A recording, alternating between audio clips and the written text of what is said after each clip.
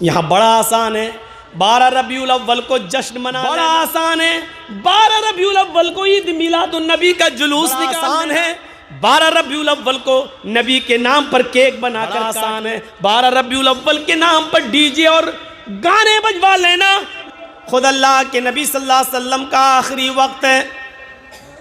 جہاں جہاں آفری کے سپرد ہونے والی ہے، آواز بند ہو چکی ہے، ہونٹ ہل رہے ہیں، حضرت عائشہ کان لگاتی ہیں تو آپ کی زبان سے یہ جملے نکل رہے تھے، اقیموا الصلاۃ اقیموا الصلاۃ وما ملکت ایمانکم،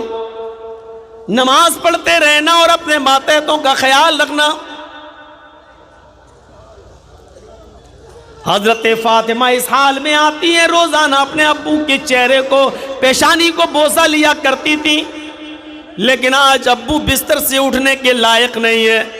تو آتی ہیں اور اپنے ابو کی پریشانی دیکھتی ہیں، ان کی پیشانی کو چومتی ہیں۔ اس وقت اللہ کے رسول کی حالت یہ تھی، آپ کی حالت یہ تھی، بخاری پڑھیے،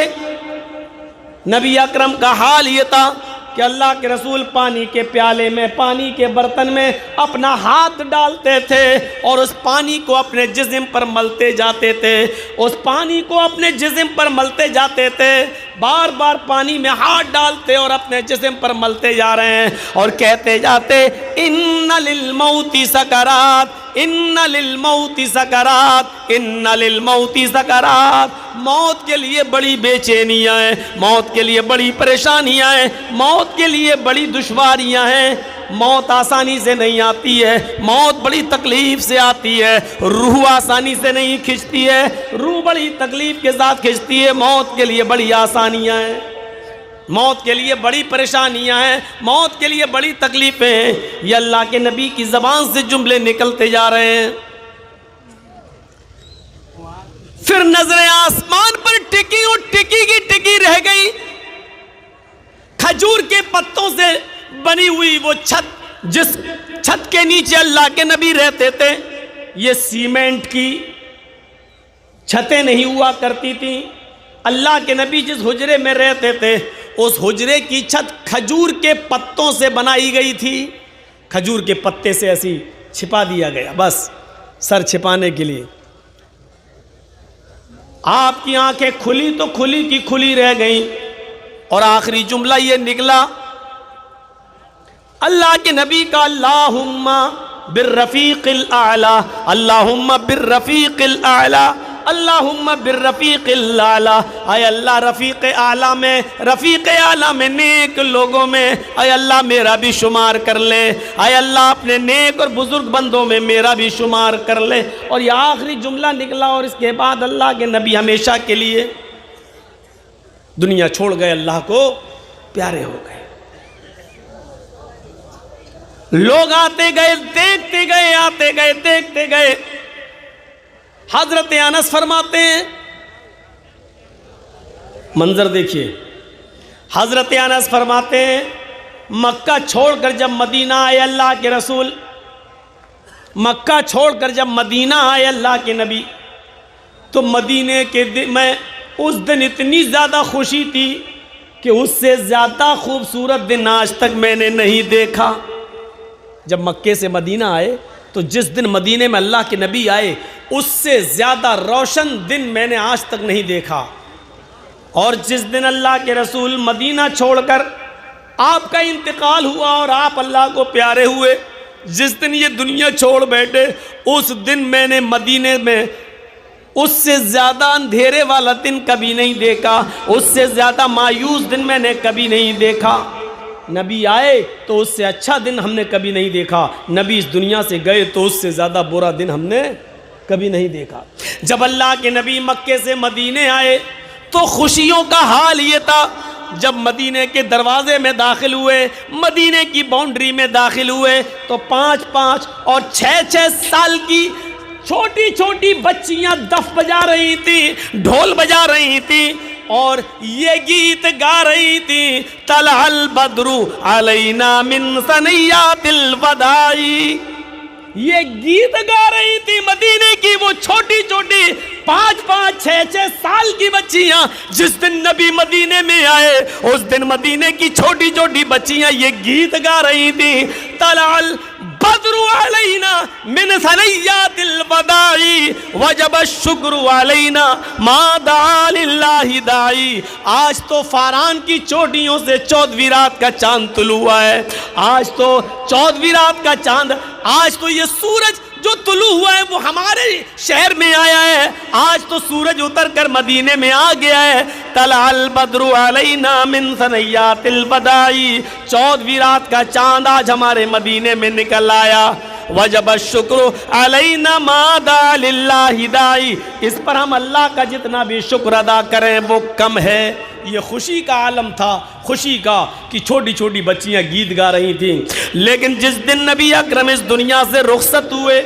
جس دن اللہ کے نبی اس دنیا سے رخصت ہوئے، اس دن کا حال یہ تھا کہ حضرت عمر فاروق نے تلوار نکال لی اور یہ کہا اگر کسی نے یہ کہہ دیا کہ اللہ کے رسول کا انتقال ہو گیا تو میں اس کی گردن اڑا دوں گا۔ اللہ کے نبی کبھی نہیں مر سکتے، جیسے موسیٰ علیہ السلام اللہ سے ملنے گئے تھے ایسی اللہ کے نبی بھی اللہ سے ملنے گئے ہیں، وہ ضرور لوٹ کر واپس آئیں گے۔ ابو بکر صدیق نے ان کو سمجھایا، ان کے ہاتھ سے تلوار چھینی اور ان کو قرآن کا پیغام سنایا، اے عمر ہوش میں آؤ، جو موت نبی کی اوپر آنے کی وہ آ چکی ہے، اللہ تعالیٰ میرے نبی کو ڈبل موت نہیں دے گا، 2 موتیں نہیں دے گا، نہیں، ما منکم من احد، تم میں سے جو کچھ بھی، جو لوگ بھی یعبد محمدن فإن محمدن قد مات، جو یہ جانتا تھا، جو محمد کو رب سمجھتا تھا، جو محمد کی عبادت کرتا تھا، وہ سن لے کہ محمد رسول اللہ بھی اس دنیا میں نہیں رہے۔ جو اللہ کی عبادت کرتا تھا وہ جان لے کہ اللہ حی قیوم ہے، وہ زندہ ہے اور ہمیشہ قائم رہے گا، اس کے اوپر کبھی موت نہیں آئے گی۔ حضرت فاطمہ کا حال یہ تھا اس دن جس دن نبی کا انتقال ہوا، وہ اپنے ابو کے سرہانے بیٹھی ہوئی تھی اور یہ شعر پڑھتی جا رہی تھی، وَكَرْبَ أَبَطَا مَنْ أَجَابَ رَبَّنْ دَا وَكَرْبَ أَبَطَا من جنت الفردوس مأوا وَكَرْبَ أَبَطَا إِلَى جِبْرِيلَ نَنَا۔ حضرت فاطمہ یہ کہتی جا رہی ہے، ہائے میرے ابو، آپ نے کسی کو کچھ نہیں کہا، آئے میرے ابو، آپ اس دنیا سے چلے گئے، آپ کو آپ کے رب نے بلایا اور آپ نے اپنے رب کی دعوت کو قبول کر لیا۔ وَكَرْبَ أَبَطَا، آئے میرے ابو، ہائے میرے ابو، من اجاب ربًا دعا، آپ کو رب نے بلایا اور آپ چلے گئے۔ وَكَرْبَ أَبَطَا من جنت الفردوس مأوا، ہائے میرے ابو، آپ کا ٹھکانہ تو جنت الفردوس ہے، آئے میرے ابو، آپ کا ٹھکانہ تو جنت الفردوس ہے۔ وَكَرْبَ أَبَطَا إِلَى جِبْرِيلَ نَنَا، آئے میرے ابو، اب جبریل کس کے پاس آئیں گے، قرآن کس کے اوپر لائیں گے، اللہ کی کتاب کس پر نازل کریں گے، قرآن کی آیتیں اب کس پر اتریں گی؟ نہیں نہیں، اے ابو میں جبریل کو روک دیتی ہوں، میں جبریل کو منع کر دیتی ہوں، آئے جبریل اب قرآن لے کے نہ آنا، آئے جبریل اب قرآن لے کے نہ آنا، آئے جبریل اب آیتیں لے کر نہ آنا، اس لیے کہ تو جس کے پاس آیتیں لے کر آتا تھا وہ اب اس دنیا میں نہ رہا، آئے جبریل اب تم قرآن لے کے نہ آنا کیونکہ صاحب قرآن اب اس دنیا میں نہیں رہا۔ میرے بھائیوں، حضرت فاطمہ کے ان جملوں سے اندازہ لگاؤ کہ ان کے اوپر کیا گزر رہی تھی اللہ کے رسول کے انتقال کے موقع پر۔ یہاں بڑا آسان ہے 12 ربیع الاول کو جشن منا لینا، بڑا آسان ہے 12 ربیع الاول کو عید میلاد النبی کا جلوس نکال لینا، بڑا آسان ہے 12 ربیع الاول کو نبی کے نام پر کیک بنا کر کاٹ لینا، بڑا آسان ہے 12 ربیع الاول کے نام پر ڈی جے اور گانے بجوا لینا، لیکن 12 ربیع الاول کو میرے بھائیو حضرت فاطمہ کا حال یہ ہے جو کہہ رہی ہیں کہ ابو آپ کو آپ کے رب نے بلایا اور آپ چلے گئے، آئے میرے ابو اب میں جبریل کو منع کرتی ہوں کہ وہ قرآن لے کر نہیں آئے گا۔ یہ 12 ربیع الاول کا حال ہے۔ تمہارے لیے تو بہت آسان ہے خوشیاں منا لینا، لیکن جن آنکھوں نے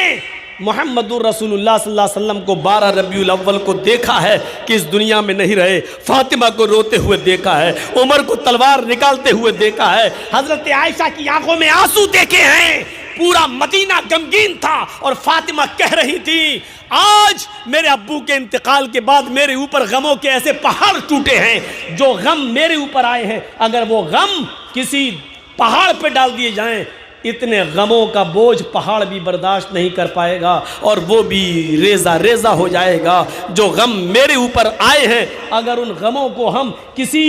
دن کے اوپر ڈال دیں تو دن بھی رات میں بدل جائے گا۔ یہ حضرت فاطمہ رضی اللہ تعالی عنہ کہہ رہی ہیں اتنے غم میرے اوپر ٹوٹے، 12 ربیع الاول کو تمہارے کلیجے کیسے خوشیاں منانے پر مجبور ہو جاتے ہیں، تمہارے دل یہ کیسے گوارا کر لیتے ہیں کہ 12 ربیع الاول کو حضرت فاطمہ کے آنسو تمہیں نہیں دکھائی دیتے ہیں، 12 ربیع الاول کو حضرت عمر فاروق کے ہاتھ کی تلوار تمہیں نہیں دکھائی دیتی ہے، 12 ربیع الاول کو میرے بھائیوں حضرت عائشہ کی آنکھوں میں آنسو تمہیں نہیں دکھائی دیتے ہیں اور تم ڈی جے بجا کر جشن منا لیتے ہو۔ تمہاری عزت، تمہارا احترام یہ کیسے گوارا کر لیتا ہے، تمہارے کلیجے اور تمہارے دل اس کو کیسے برداشت کر لیتے ہیں۔ یہیں سے تو شک ہوتا ہے کہ تمہیں رسول کے انتقال والے دن جشن مناتے ہو، تمہیں رسول کے انتقال کی خوشی ہے یا آپ کی پیدائش کا جشن ہے۔ یہیں سے ہم سوچنے پر مجبور ہو جاتے ہیں کہ تمہارے دلوں میں ہے کیا۔ تقریباً 32 گھنٹے تک، یہ موجودہ دور کے حساب سے بتلا رہا ہوں، کہیں یہ مت کہنا اس زمانے میں گھڑی نہیں چلتی تھی تو آپ نے گھنٹے کیسے بتا دیے۔ تقریباً 32 گھنٹے تک اللہ کے رسول صلی اللہ علیہ وسلم کو دفنایا نہیں گیا، آپ حجرہ عائشہ ہی میں رہے، لوگ آتے گئے دیکھتے گئے، آتے گئے دیکھتے گئے، آتے گئے دیکھتے گئے، کسی کو یقین نہیں تھا یہ کیا ہو گیا ہے۔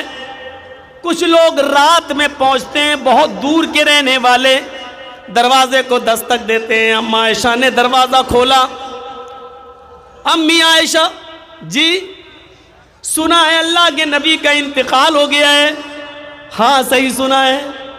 میں نبی کا چہرہ دیکھنا چاہتا ہوں، ہم لوگ بہت دور سے آئے ہیں، بہت دیر میں خبر ملی ہے، رات کا اندھیرا ہے، صبح اللہ کے نبی کو دفنا دیا جائے گا، میں چاہتا ہوں کہ محمد رسول اللہ کا ایک بار دیدار کر لوں، آپ کا چہرہ دیکھ لوں۔ حضرت عائشہ نے حجرے میں آنے کی اجازت دی، چادر کھینچی، کہا دیکھ لو اپنے نبی کا چہرہ۔ باہر سے آنے والے لوگوں نے اس چہرے کو دیکھا، کہنے لگے امی عائشہ رات کے اندھیرے کی وجہ سے چہرہ دکھائی نہیں دے رہا ہے، اگر تھوڑی سی روشنی ہو جائے، چراغ جلا دیا جائے تاکہ میں نبی اکرم کے چہرے کو صحیح سے دیکھ سکوں۔ حضرت عائشہ کے آنکھوں میں آنسو آ گئے۔ باہر سے آنے والے صحابیوں نے کہا امی عائشہ ہم آپ کو رلانا نہیں چاہتے تھے، ہم نے تو صرف چراغ جلانے کی بات کہی ہے۔ حضرت عائشہ کہتی ہیں او محمد کے چاہنے والوں، او محمد رسول اللہ سے محبت کرنے والوں، میرے گھر کا اتنا امتحان نہ لو، میرے گھر کی اتنی انسلٹ نہ کرو۔ صحابہ کہتے ہیں کہ اس میں انسلٹ کی کون سی بات ہے، امتحان کی کون سی بات ہے، ہم نے چہرہ دیکھنا ہے اور آپ چراغ جلا کے لے آئیے۔ حضرت عائشہ کہتی ہیں اے محمد کے ساتھیوں، تم چراغ جلانے کی بات کرتے ہو، تمہارے نبی نے، تمہارے سردار نے، تمہارے سید نے، تمہارے امام نے، امام کائنات نے، محمد رسول اللہ نے، تمہارے نبی نے ہمارے گھر میں اتنا تیل بھی تو نہیں چھوڑا ہے کہ میں چراغ جلا کر تمہیں جناب محمد رسول اللہ کا چہرہ دکھا سکوں۔ پوری زندگی پھر اسی آخرت کی فکر آپ کو رہی، یہاں تک کہ انتقال کے بعد بھی آپ نے اپنے گھر میں اتنا تیل نہیں چھوڑا تھا کہ چراغ بھی جل سکے۔ تب حضرت عائشہ پڑوس میں جاتی ہیں اور پڑوس کی عورت سے کہتی ہیں کہ اے میری پڑوسن تھوڑا سا تیل ادھار دے دے، میرے پاس جب انتظام ہو جائے گا تو میں تجھے دے دوں گی۔ وہ پڑوس میں جاتی ہیں اور تیل لاتی ہیں، پھر چراغ جلاتی ہیں اور لوگوں کو، آنے والوں کو نبی کا چہرہ دکھاتی ہیں۔ پھر اس طریقے سے بتایا کہ دیکھو پوری دنیا کو روشن کرنے والا سورج اپنے گھر سے جب گیا تو چراغ جلانے کے لیے تیل بھی نہیں تھا۔ یہی وہ نبی جو 3 دن پہلے انتقال سے تکیے کے نیچے ہاتھ ڈالتے ہیں تو 3-4 درہم مل جاتے ہیں۔ پوچھا عائشہ یہ کیا ہے؟ کہا آپ کی طبیعت زیادہ خراب ہے، پتہ نہیں آپ کو اگر کچھ ہو گیا تو یہ آپ کے کام آ جائے گی۔ فرمایا عائشہ ان 3 درہموں پر اتنا بھروسہ کرتی ہو؟ جو سب کچھ دینے والی ذات ہے اس کے اوپر تمہیں کچھ بھی بھروسہ نہیں ہے؟ عائشہ اگر اس حال میں میرا انتقال ہو گیا اور یہ 3 درہم میرے پاس رکھے رہے تو میں کل قیامت کے دن اپنے رب کو کیا منہ دکھاؤں گا، اپنے رب کو کیا جواب دوں گا؟ آپ نے پھر اسی لیے آخرت کو ترجیح دی، وَلَلْآخِرَةُ خَيْرٌ لَكَ مِنَ الْأُولَىٰ، آخرت کی زندگی دنیا کی زندگی سے بہتر ہے۔ اور پھر جناب محمد رسول اللہ نے آخرت کی زندگی کو ترجیح دیا۔ آخری وقت تک آخرت کی فکر رہی آپ کو۔ مختلف ناحیے سے دیکھیے، قرآن ہمیں موت کو یاد دلا رہا ہے، پھر وہی قرآن ہمیں مرنے کے بعد دوبارہ زندہ ہونا بھی یاد دلا رہا ہے، پھر وہی قرآن ہمیں قیامت کے دن کی ہولناکیوں سے باخبر کر رہا ہے، پھر وہی قرآن ہمیں جہنم کے عذاب سے باخبر کر رہا ہے۔ میں چاہتا ہوں ایک ایک کر کے ان چاروں چیزوں کی چند مثالیں آپ کے سامنے رکھ دی جائیں تاکہ ہم اپنے مرنے سڑنے کو بھی یاد رکھیں، مرنے کے بعد دوبارہ زندگی کو بھی یاد رکھیں، قیامت کے دن کو بھی یاد رکھیں اور جہنم کے عذاب کو بھی یاد رکھیں۔ اور پھر بوریوں کے اس جلسے میں فکر آخرت کے موضوع پر ہونے والے خطاب کو سننے کے بعد کل سے لاٹری خریدنا بند کر دیں۔ یہ مولانا صاحب کو کیسے پتہ چلتا ہے کہ بوریوں میں بڑی لاٹری والی بڑا معاملہ چل رہا ہے، جوا کھیلا جا رہا ہے۔ ہمارا سماج، سوسائٹی، معاشرہ، نوجوان خاص طور پر طبقہ کس طرف جا رہا ہے؟ سمجھ سے باہر۔ آئیے ایک آیت پڑھوں گا صرف موت کے تعلق سے اور دیکھتے جائیے۔ فَلَوْلَا إِذَا بَلَغَتِ الْحُلْقُومَ وَأَنْتُمْ حِينَئِذٍ تَنْظُرُونَ